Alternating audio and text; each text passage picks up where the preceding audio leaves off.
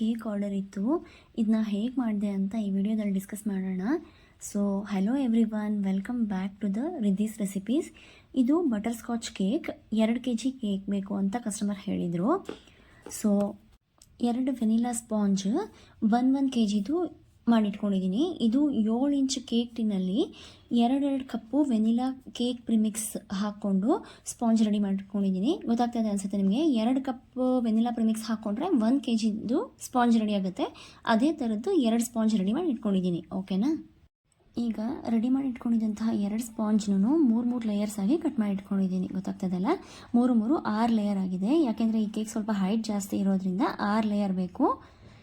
ಮೊದಲಿಗೆ 14 ಇಂಚಿಂದು length and breadth ಇರೋಂತಹ ಒಂದು cake base ತೊಗೊಂಡಿದ್ದೀನಿ. ಅದ್ರ ಮೇಲ್ಗಡೆ ಸ್ವಲ್ಪ ಕ್ರೀಮ್ ಹಾಕ್ಕೊಂಡು ಸ್ಪಾಂಜ್ ಲೇಯರ್ಸ್ ಇಟ್ಕೊಳ್ತಾ ಹೋಗೋಣ, ಕೇಕ್ ಬಿಲ್ಟ್ ಮಾಡ್ಕೊಳ್ತಾ ಹೋಗೋಣ.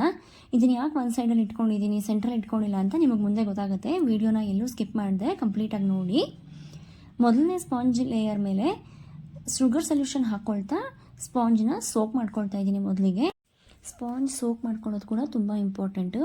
ಇದಾದಮೇಲೆ ವಿಪ್ ಕ್ರೀಮ್ನ ಮೊದಲೇ ವಿಪ್ ಮಾಡಿ ಇಟ್ಕೊಂಡಿದ್ನಲ್ಲ, ಅದನ್ನು ಅಪ್ಲೈ ಮಾಡ್ಕೊಳ್ತಾ ಇದ್ದೀನಿ ಸ್ಪಾಂಜ್ ಮೇಲೆ. ಈ ರೀತಿ ಎಲ್ಲ ಫುಲ್ ಕವರ್ ಆಗೋ ರೀತಿ ಅಪ್ಲೈ ಮಾಡಿಕೊಂಡು ಪ್ಯಾಲೆಟ್ ನೈಫ್ ಸಹಾಯದಿಂದ ಎಲ್ಲ ಕಡೆ ಈ ರೀತಿ ಸ್ಪ್ರೆಡ್ ಮಾಡ್ಕೊಳ್ಳೋಣ. ಓಕೆನಾ? ಹಂಗೆ ಸ್ವಲ್ಪ ಕ್ರೀಮ್ ಮಿಕ್ಕಿರೋದನ್ನು ಸೈಡಲ್ಲಿ ಕೂಡ ಅಪ್ಲೈ ಮಾಡ್ಕೊತಾ ಹೋಗ್ತಾ ಇರ್ತೀನಿ. ಅದು ಕ್ರಮ್ ಕೋಟಿಂಗ್ ಸೈಡಲ್ಲೂ ಫಿನಿಶ್ ಆಗುತ್ತೆ, ಮೇಲ್ಗಡೆ ಕೂಡ ಕೆಲಸ ಆಗುತ್ತೆ. ಈಗ ಸೈಡಲ್ಲಿ ಒಂದು ಈ ರೀತಿ ರಿಂಗ್ ಥರ ಹಾಕ್ಕೊಳ್ತಾ ಇದ್ದೀನಿ. ಬಟರ್ ಸ್ಕಾಚ್ ಸಾಸ್ ಹಾಕ್ತೀವಲ್ಲ, ಅದು ಹೊರಗಡೆ ಹೋಗದೇ ಇರಲಿ ಅಂತ. ಸೈಡಲ್ಲೆಲ್ಲ ಮತ್ತೆ ಅಡ್ಡ ಬಂದಾಗ ನಮಗೆ ಫೈನಲ್ ಫಿನಿಶಿಂಗ್ ಮಾಡೋಕ್ಕೆ ಸ್ವಲ್ಪ ಕಷ್ಟ ಆಗುತ್ತೆ ಅಂತ ಈಗ ಬಟರ್ ಸ್ಕಾಚ್ ಸಾಸ್ ಹಾಕ್ಕೊಳ್ತಾ ಇದ್ದೀನಿ. ಈ ಬಟರ್ ಸ್ಕಾಚ್ ಸಾಸ್ ಮತ್ತು ಈ ಪ್ರಾಲೈನ್ ಇದನ್ನು ಹೇಗೆ ಮಾಡೋದು ಅಂತ ಮುಂಚಿನ ವೀಡಿಯೋದಲ್ಲಿ ಹೇಳಿದ್ದೀನಿ. ಇದಕ್ಕೂ ಮುಂಚೆ ಒಂದು ಬಟರ್ ಸ್ಕಾಚ್ ಕೇಕ್ ಹೇಗೆ ಮಾಡೋದು ಅಂತ ವಿಡಿಯೋ ಪೋಸ್ಟ್ ಮಾಡಿದ್ದೆ. ಆ ವಿಡಿಯೋದಲ್ಲಿ ಎಲ್ಲ ಹೇಳ್ಕೊಟ್ಟಿದ್ದೀನಿ ರೆಸಿಪಿ. ನೀವು ಚೆಕ್ ಮಾಡ್ಕೊಳ್ಳಿ. ನಿಮಗೆ ಲಿಂಕ್ ಬೇಕಿದ್ರೆ ಡಿಸ್ಕ್ರಿಪ್ಷನಲ್ಲಿ ಹಾಕ್ಕೊಡ್ತೀನಿ. ಪ್ರಾಲೈನ್ ನಮಗೆ ಎಷ್ಟು ಹಾಕಿದ್ರೂ ಚೆನ್ನಾಗಿರುತ್ತೆ ಟೇಸ್ಟ್. ಈ ಬಟರ್ ಸ್ಕಾಚ್ ಸಾಸ್ ಮತ್ತು ಪ್ರಾಲೈನ್ ಮನೆಯಲ್ಲೇ ಮಾಡ್ಕೊಂಡಿದ್ದರಿಂದ ಇದರ ರುಚಿ ತುಂಬ ಚೆನ್ನಾಗಿರುತ್ತೆ. ನೆಕ್ಸ್ಟ್ ಲೇಯರ್ ಕೂಡ ಅದೇ ರೀತಿ ಇಟ್ಕೊಂಡು ಕ್ರೀಮ್ ಅಪ್ಲೈ ಮಾಡಿಕೊಂಡು ಎಲ್ಲ ಕಡೆ ಸ್ಪ್ರೆಡ್ ಮಾಡ್ಕೊಳ್ತಾ ಇದ್ದೀನಿ. ಇದೇ ರೀತಿ 6 ಲೇಯರ್ ಕೂಡ ಒಂದ್ರ ಮೇಲೆ ಒಂದು ನೀಟಾಗಿ ಇಟ್ಕೊಳ್ತಾ ಸ್ಪ್ರೆಡ್ ಕೇಕ್ ಫಿನಿಶಿಂಗ್ ಮಾಡ್ಕೊಳ್ತಾ ಹೋಗೋಣ, ಐಸಿಂಗ್ ಮಾಡ್ಕೊಳ್ತಾ ಹೋಗೋಣ, ಫಾಲೋ ಮಾಡ್ಕೊಳ್ತಾ ಹೋಗೋಣ. ಓಕೆನಾ? ಈ ಬಟರ್ ಸ್ಕಾಚ್ ಸಾಸ್ ಮತ್ತು ಪ್ರಾಲೈನ್ ಕೂಡ ಎಲ್ಲ ಒಳ್ಳೆ ಕ್ವಾಂಟಿಟಿಯಲ್ಲೇ ಹಾಕ್ಕೊಂಡಿದ್ದೀನಿ, ಕೇಕ್ ಟೇಸ್ಟ್ ಚೆನ್ನಾಗಿರಲಿ ಅಂತ. ಮತ್ತು ಚೆನ್ನಾಗಿ ಕೂಡ ಆಗಿತ್ತು. ಕಸ್ಟಮರ್ ಫೀಡ್ಬ್ಯಾಕ್ ಕೂಡ ತುಂಬ ಚೆನ್ನಾಗಿ ಕೊಟ್ಟಿದ್ರು. ಕೇಕ್ ತುಂಬ ಚೆನ್ನಾಗಿತ್ತು, ಎಲ್ಲರೂ ಕೇಳಿ ತಿಂದರು. ಇನ್ನೂ 1-1.5 kg ಎಕ್ಸ್ಟ್ರಾ ಮಾಡಿಸಿದ್ರು, ಕೇಕ್ ಖಾಲಿ ಆಗ್ತಿತ್ತು ಸೌಮ್ಯ ಅಂತ ತುಂಬ ಒಳ್ಳೆ ಫೀಡ್ಬ್ಯಾಕೇ ಕೊಟ್ಟಿದ್ದಾರೆ. ನಾನು ಕೂಡ ಫುಲ್ ಖುಷಿಯಾಗಿದ್ದೆ. ಯಾಕಂದರೆ ಸುಮಾರು 1.5 ವರ್ಷದಿಂದ ನಾನು ಕೇಕ್ ಆರ್ಡರ್ಸ್ ತೊಗೊಳ್ತಾ ಇದ್ದೀನಿ. ಆದರೆ ಇಷ್ಟೊಂದು ಜನ ಗ್ಯಾದರ್ ಆಗೋ ಕಡೆ ನಾನು ಕೇಕ್ ಯಾವತ್ತೂ ಹೋಗಿರಲಿಲ್ಲ. ಸಣ್ಣ ಬರ್ಡೇ ಪಾರ್ಟೀಸ್ಗೆ ಅಷ್ಟೇ ಹೋಗ್ತಾ ಇದ್ದೀನಿ ನಾನು ಕೇಕು. ಇಷ್ಟೊಂದು ಜನಗಳ ಗ್ಯಾದರಿಂಗ್ನಲ್ಲಿ ಕೇಕ್ ಹೋಗಿದ್ದು ಇದೇ ಫಸ್ಟ್ ಟೈಮು. ಮತ್ತು ಟೇಸ್ಟು, ಡಿಸೈನ್ ಕೂಡ ಎಲ್ರಿಗೂ ತುಂಬ ಇಷ್ಟ ಆಗಿತ್ತು. So obviously I was very happy. So ಮಾತಾಡ್ತಾ ಎಲ್ಲ ಲೇಯರ್ಸು ಬಿಲ್ಟ್ ಮಾಡ್ಕೊತಾ ಇದ್ದೀನಿ. ಎಲ್ಲದಕ್ಕೂ ಒಂದೇ ಪ್ರೊಸೆಸ್ಸು. ಮೊದಲು ಸೋಕಿಂಗು, ಆಮೇಲೆ ವಿಪ್ ಕ್ರೀಮ್ ಅಪ್ಲೈ ಮಾಡ್ಕೊಳ್ಳೋದು, ಅದಾದಮೇಲೆ ಪ್ರಾಲೈನ್ ಹಾಕ್ಕೊಳ್ಳೋದು, ಸಾಸ್ ಹಾಕ್ಕೊಂಡು ಆಮೇಲೆ ಪ್ರಾಲೈನ್ ಹಾಕ್ಕೊಳ್ಳೋದು, ನೆಕ್ಸ್ಟ್ ಲೇಯರ್ ಇಟ್ಕೊಳ್ಳೋದು. ಎಲ್ಲದಕ್ಕೂ ಸೇಮ್ ಪ್ರಾಸೆಸ್. ಓಕೆನಾ? ಈ ರೀತಿ ಎಲ್ಲ ಲೇಯರ್ಸು ಬಿಲ್ಟ್ ಮಾಡ್ಕೊಂಡಿದ್ದೀನಿ. ಲೇಯರ್ಸ್ನ ನೀಟಾಗಿ ಬಿಲ್ಟ್ ಮಾಡ್ಕೊಳ್ಳೋದು ತುಂಬ ಇಂಪಾರ್ಟೆಂಟು. ಯಾಕಂದರೆ ಕೇಕ್ ಹೈಟ್ ಜಾಸ್ತಿ ಇದೆ ಅಲ್ವಾ, ಎಲ್ಲೂ ಅಲ್ಗಾಡೋ ಚಾನ್ಸಸ್ ಬಿಡಬಾರ್ದು, ಎಲ್ಲೂ ನಾವು ರಿಸ್ಕ್ ತೊಗೊಳ್ಬಾರ್ದು. ಅಂದರೆ ಎಲ್ಲೂ ನೆಗ್ಲಿಜೆನ್ಸಿ ಮಾಡಿ ಆ ಕಡೆ ಸ್ವಲ್ಪ ಅಂಕುಡೊಂಕಾಯಿತು ಆ ಥರ ಎಲ್ಲೂ ಮಾಡೋಕ್ಕೆ ಹೋಗಬೇಡಿ. ಕೇಕ್ ಹೈಟ್ ಜಾಸ್ತಿ ಇದೆ, ವೆಯ್ಟ್ ಕೂಡ ಜಾಸ್ತಿ ಇದೆ. ಅದರಿಂದ ನೀಟಾಗಿ ಬಿಲ್ಟ್ ಮಾಡ್ಕೊಳ್ಬೇಕು. ಅಂದ್ರ ಮೇಲೆ ಒಂದು ಎಲ್ಲಾದರೂ ಮಿಸ್ ಆಗ್ತಾಯಿದೆ ಅನಿಸಿದ್ರೆ ಅಲ್ಲೇ ಫಿನಿಶಿಂಗ್ ಸರಿ ಮಾಡಿಕೊಂಡು ಅಲ್ಲೇ ರಿಪೇರಿ ಮಾಡ್ಕೊಳ್ಬೇಕಾಗುತ್ತೆ. ಈಗ ಕೇಕ್ 6 ಲೇಯರು ಬಿಲ್ಟ್ ಆಗಿದೆ. ಹೈಟ್ ಜಾಸ್ತಿ ಇರೋದ್ರಿಂದ ಇದರೊಳಗಡೆ ಡಾವೆಲ್ಸ್ ಅಂತ ಹಾಕ್ಕೊಳ್ತೀವಿ. ಇದು ವುಡನ್ ಡಾವೆಲ್ಸ್. ಇದೇ ಥರದ ಪ್ಲಾಸ್ಟಿಕ್ ಡಾವೆಲ್ಸ್ ಕೂಡ ಸಿಗುತ್ತೆ. ಈ ಕೇಕಲ್ಲಿ 3 ಡಾವೆಲ್ ಹಾಕ್ಕೊಂಡಿದ್ದೀನಿ ನಾನು. ನೋಡಿ, ಇದು ಕೇಕ್ ಬ್ಯಾಲೆನ್ಸ್ ಕೂಡ ಆಗ್ತಾಯಿಲ್ಲ. ಯಾಕೆಂದರೆ ಬೋರ್ಡ್ ಒಂದು ಸೈಡಲ್ಲಿ ನಾವು ಕೇಕ್ ಮಾಡಿದ್ದೀವಲ್ಲ, ಅದಕ್ಕೋಸ್ಕರ ಇದನ್ನು ತುಂಬ ಜೋಪಾನ ಮಾಡೋದು ಅವಶ್ಯಕತೆ ಇತ್ತು. ಅದರಿಂದ 3 ಡಾವೆಲ್ ಹಾಕ್ಕೊಂಡು ಇದನ್ನೀಗ ಫ್ರಿಜ್ಜಲ್ಲಿ ಇಡ್ತಾ ಇದ್ದೀನಿ. ಒಂದು ½ an hour ಫ್ರಿಜ್ಜಲ್ಲಿ ಇಟ್ಟಿದ್ದಾದಮೇಲೆ ಮಿಕ್ಕಿದ ಪ್ರೋಸೆಸ್ ಮಾಡೋಣ. ಇದು ಫಾಂಡೆಂಟ್ ಅಂತಾರೆ ಇದನ್ನು. ಕ್ಲೇ ಇರುತ್ತಲ್ಲ ಅದೇ ಥರ ಇರುತ್ತೆ ಸ್ವಲ್ಪ. ಆದರೆ ಇದು ಎಡಿಬಲ್, ತಿನ್ಬೋದು ಇದನ್ನು. ಇದು ಕೂಡ ಮನೇಲಿ ಮಾಡಿರೋದು. ಮುಂದಿನ ವೀಡಿಯೋಸಲ್ಲಿ ಇದರ ರೆಸಿಪಿ ಕೂಡ ಹೇಳ್ಕೊಡ್ತೀನಿ. ಇದು ಟೈಲೋಸ್ ಪೌಡರ್ ಅಂತಾರೆ. ಈ ಬಾಕ್ಸಲ್ಲಿ ಹಾಕ್ತಾ ಇದ್ದೀನಲ್ಲ ಡಬ್ಬಿಯಲ್ಲಿರೋದನ್ನು. ಅಥವಾ ಇದಿಲ್ಲ ಅಂದರೆ ಕಾರ್ನ್ಫ್ಲೋರ್ ಕೂಡ ಯೂಸ್ ಮಾಡ್ಕೊಳ್ಬೋದು. ಫಾಂಡೆಂಟ್ನ ಸ್ವಲ್ಪ ನೀಟ್ ಮಾಡ್ಕೊಳ್ಳೋವಾಗ ಅದು ನಮ್ಮ ಕೈಗೆಲ್ಲ ಅಂಟುತ್ತೆ ಅಂತ ಅನಿಸಿದ್ರೆ ಟೈಲೋಸ್ ಪೌಡರ್ ಸ್ವಲ್ಪ ಆ್ಯಡ್ ಮಾಡ್ಕೊಳ್ಬೋದು. ಈಗ ನೀಟಾಗಿ ಇದನ್ನು ನೀಡ್ ಮಾಡಿಕೊಂಡು ರೋಲ್ ಮಾಡ್ಕೊಳ್ತಾ ಇದ್ದೀನಿ. ಚಪಾತಿ ಲಟ್ಟಿಸ್ತೀವಲ್ಲ ಅದೇ ರೀತಿ ಲಟ್ಟಿಸ್ಕೊಳ್ತಾ ಇದ್ದೀನಿ. ಸ್ವಲ್ಪ ದೊಡ್ಡದಾಗಿ ಲಟ್ಟಿಸ್ಕೊಂಡಿದ್ದಾದ್ಮೇಲೆ ಈಗ ಇದನ್ನು ಒಂದು ಸ್ಕ್ವೇರ್ ಶೇಪಲ್ಲಿ ಕಟ್ ಮಾಡ್ಕೊಳ್ತಾ ಇದ್ದೀನಿ. ಗೊತ್ತಾಗ್ತಾ ಇದೆಯಲ್ಲ, ಪಿಜ್ಜಾ ಕಟ್ಟರಲ್ಲಿ ಈ ರೀತಿ ಸ್ಕ್ವೇರ್ ಶೇಪಲ್ಲಿ ಕಟ್ ಮಾಡ್ಕೊಳ್ತಾ ಇದ್ದೀನಿ. ಇದನ್ನು ನೀಟಾಗಿ ಚಪಾತಿ ಹಿಟ್ಟಿನ ಥರನೇ ಅನಿಸುತ್ತೆ ಇದು ರೋಲ್ ಮಾಡ್ಕೊಳ್ಬೇಕಾದ್ರೆ. ಚಪಾತಿ ಹಿಟ್ಟಷ್ಟು ಸಾಫ್ಟಾಗಿರಲ್ಲ, ಸ್ವಲ್ಪ ಗಟ್ಟಿಯಾಗಿರುತ್ತೆ. ಟೈಲರ್ಸ್ ಪೌಡ್ರ್ ಆ್ಯಡ್ ಮಾಡಿಕೊಂಡು ಇನ್ನೂ ಗಟ್ಟಿಯಾಗುತ್ತೆ. ಇದನ್ನು ಫಸ್ಟೇ ರೆಡಿ ಮಾಡ್ಕೊಳ್ಬೇಕಾಗುತ್ತೆ. ಆ್ಯಕ್ಚುಲಿ ಕೇಕ್ ಮಾಡೋಕ್ಕಿಂತ ಮುಂಚಿನ ದಿನವೇ ಈ ಕೆಲಸ ನಾನು ಮಾಡ್ಕೊಂಡಿದ್ದೆ. ಇದನ್ನು ರೆಡಿ ಮಾಡಿ ಇಟ್ಕೊಂಡು ಆಮೇಲೆ ಕೇಕ್ ಸ್ಟಾರ್ಟ್ ಮಾಡಿದ್ದೀನಿ. ಇದು ಒಂದು ದಿನ ಅಥವಾ ಕಮ್ಸೆ ಕಮ್ ಒಂದು 5-6 ಅವರ್ಸ್ ಆದರೂ ಇದನ್ನು ಮುಂಚೆ ಮಾಡಿದ್ರೆ ಚೆನ್ನಾಗಿ ಡ್ರೈ ಆಗುತ್ತೆ ಈ ಫಾಂಡೆಂಟು. ಇದ್ರ ಮೇಲ್ಗಡೆ ಫೆಬ್ರವರಿ ಮಂತಲ್ಲಿ ಯಾವ ಡೇಸ್ ಇರುತ್ತೆ ಅದನ್ನೆಲ್ಲ ನೀಟಾಗಿ ಬರೆದು, ಅದು ಪೆನ್ ಕೂಡ ಎಡಿಬಲ್ ಫ್ರೆಂಡ್ಸ್, ಅದು ಅದ್ರ ಮೇಲೆ ಬರೆದಿದ್ದೀನಿ. ಫೆಬ್ರವರಿ 1, 2, 3 ಡೇಟ್ ಎಲ್ಲ ಬರೆದಿದ್ದೀನಿ. ಫೆಬ್ರವರಿ ಮಂತಲ್ಲಿ ಹೇಗೆ ಬರುತ್ತೆ, ಯಾವ ವಾರ ಯಾವ ಡೇಟ್ ಬರುತ್ತೆ ಅದನ್ನು ಕರೆಕ್ಟಾಗಿ ಬರೆದಿದ್ದೀನಿ.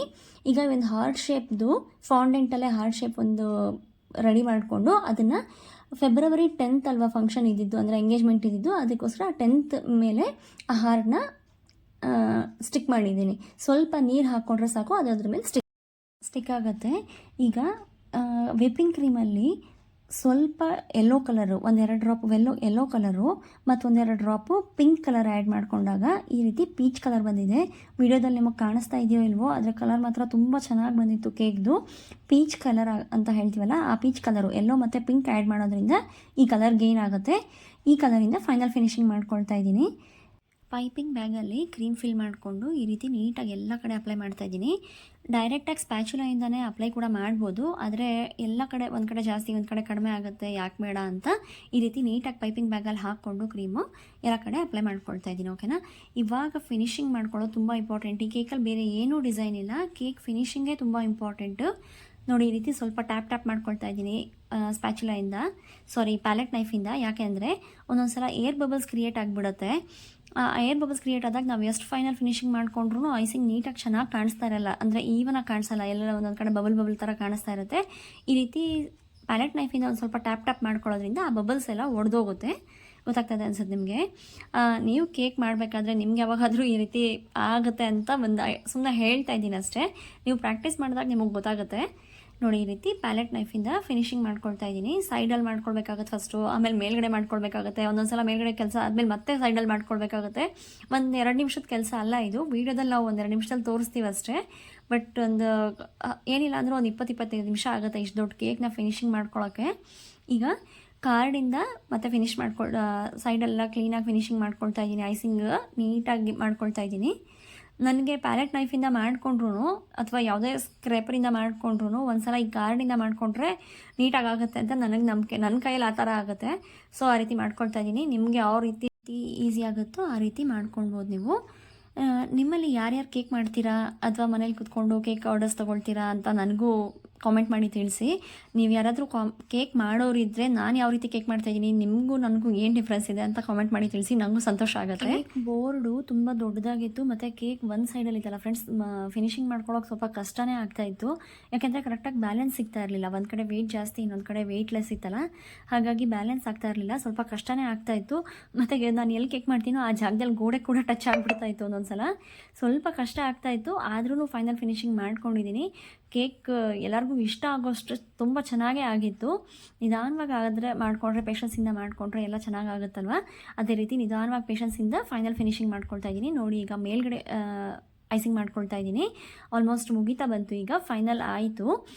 ಗೊತ್ತಾಗ್ತಾ ಇದ್ದಲ್ಲ ನಿಮಗೆ, ನೀಟಾಗಿ ಕಾಣಿಸುತ್ತೆ. ಈ ರೀತಿ ಅಂತಾನೆ ಅಲ್ಲ, ಸ್ಕ್ರೇಪರ್ಸ್ ಬರುತ್ತೆ ಪ್ಲಾಸ್ಟಿಕ್ದು, ಅದರಲ್ಲಿ ಕೂಡ ನೀಟಾಗಿ ಆಗುತ್ತೆ.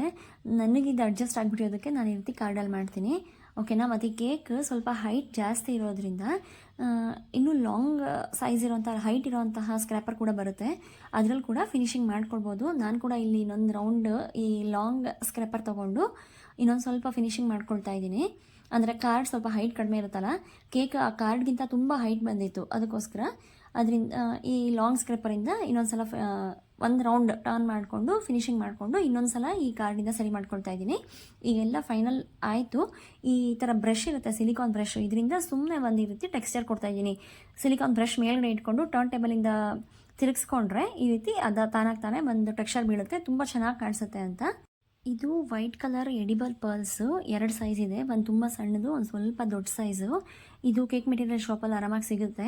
ಇದನ್ನೆಲ್ಲ ಕಡೆ ಸ್ಪ್ರಿಂಕಲ್ ಮಾಡ್ಕೊಳ್ತಾ ಇದ್ದೀನಿ. ಈ ಕೇಕಲ್ಲಿ ಜಾಸ್ತಿ ಏನೂ ಡಿಸೈನ್ ಇರಲಿಲ್ಲ, ತುಂಬ ಸಿಂಪಲ್ ಆಗಿತ್ತು, ಬಟ್ ತುಂಬ ಬ್ಯೂಟಿಫುಲ್ ಆಗಿತ್ತು.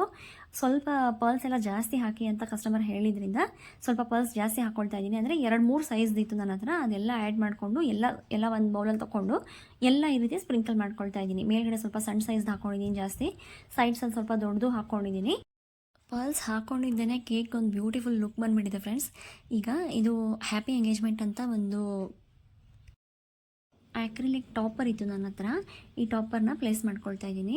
ಸ್ವಲ್ಪ ಮುಂದಕ್ಕೆ ಇಟ್ಕೊಂಡಿದ್ದೀನಿ, ತುಂಬ ಸೆಂಟ್ರಲಿಲ್ಲ, ಸ್ವಲ್ಪ ಮುಂದಕ್ಕೆ ಇಟ್ಕೊಂಡಿದ್ದೀನಿ. ಮತ್ತು ಈ ರೀತಿ ಒಂದು ಕಟೌಟ್ ಮಾಡ್ಕೊಂಡಿದ್ದೆ. ಫೋಟೋ ಶೀಟ್ ಮೇಲೆ ಈ ರೀತಿ ಪ್ರಿಂಟೌಟ್ ತಗೊಂಡು ಇದನ್ನು ಕಟ್ ಮಾಡಿ ಇಟ್ಕೊಂಡಿದ್ದೆ.